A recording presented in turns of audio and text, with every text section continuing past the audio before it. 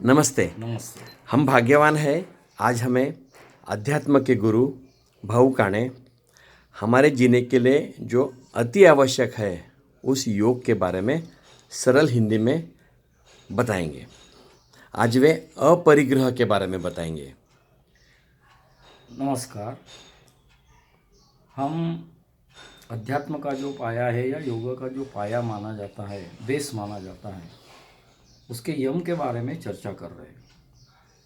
अहिंसा, सत्य, अस्तेय, ब्रह्मचर्य और आखिरी आता है अपरिग्रह। अ लगने से नहीं, ये संदर्भ सहज होता है। तो परिग्रह क्या है? तो हमारी इच्छाओं को पूर्ण करने के लिए या हमारे जीवन को उपलक्ष्य में हमें जिनकी ज़रूरत है वो वस्तुओं को घर में रखना या उनका संग्रह करना, इसी को परिग्रह कहते हैं। अब ये परिग्रह जब हम 10 दिन के लिए ज़रूरत है और यदि 1 महीने का करके रखते हैं तो वो परिग्रह में नहीं आएगा, क्योंकि हमें जितनी ज़रूरत है उसका ही हम यदि संग्रह करते तो इसका संबंध समाज व्यवस्था से भी है। ज़्यादा वो हमने संग्रह करके रखना यानी काला बाजार को न्योता देना है। ये भी हमारे जीवन में होना चाहिए कि हमारी व्यवस्था को उसका धक्का ना पहुँचे।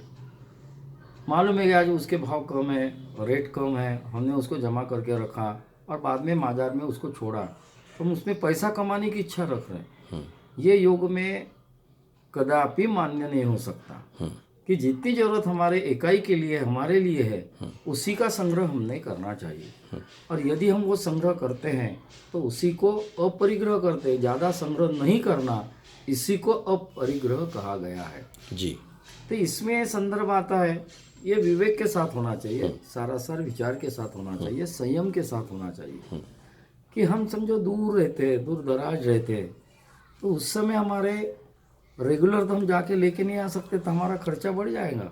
इसलिए यदि हम हफ्ते का जो हमारा साप्ताहिक बाजार होता है उसमें लाके रखते तो वो संग्रह हमारे अपरिग्रह में ही आएगा, क्योंकि उसको हमें ज़रूरत है और 7 दिन लगना है। तो उसमें हमने 2 महीने के ला के रखना, ये परिग्रह में नहीं आएगा। ये परिग्रह में आएगा, उसके हमने संग्रह करके नहीं रखना चाहिए। सही। और ये भावना यदि आ जाए तो अनेक प्रॉब्लम, जिनको हम आर्थिक प्रॉब्लम कहते हैं, वो दूर हो सकते हैं जी।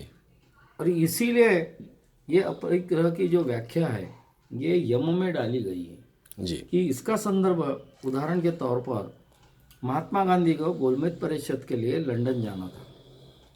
एक आदमी ने उनको कश्मीर की बहुत महंगी शाल, वो 1000 रुपये की महंगी शाल ला के दी। उन्होंने उसका संग्रह करने की ज़रूरत नहीं थी। उनका कहना था मेरे पास जो शाल है उससे मेरा काम हो जाएगा, मेरी विषय वासना पूरी होंगी। तो उन्होंने उसको नकारा। लेकिन इसी समय जो रेगुलर दूध पीते थे वो बकरी का था, तो उनके लिए वो बकरी का दूध अनिवार्य है जीवन जीने के लिए। तब उन्होंने उसको प्रवास का खर्चा सम्मिलित करते हुए उसको स्वीकार किया। ये उनके अपरिग्रह की व्याख्या है।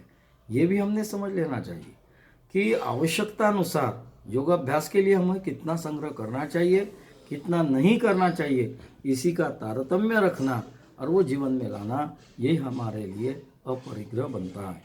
अब इसमें से एक संदेश हमारे सामने आता है कि अहिंसा, अस्तेय, सत्य, ब्रह्मचर्य और अपरिग्रह, इसमें से 3 यम ये अ वाले हैं, यानी नहीं होना चाहिए। ऐसे हिंसा नहीं होना चाहिए, विषय वासना की तरफ हमने नहीं जाना चाहिए और संग्रह नहीं करना चाहिए।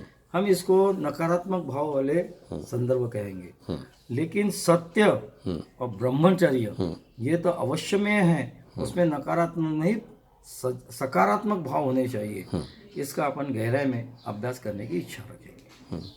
मतलब हम सादे लोगों ने जरूरत से ज़्यादा कपड़े, गाड़ियाँ, मोबाइल, बिल्कुल कोई भी चीज़, एक भी चीज़ ज़्यादा नहीं लेना चाहिए। संग्रह नहीं होना चाहिए। हाँ, उसका मुँह होता है। यस। धन्यवाद।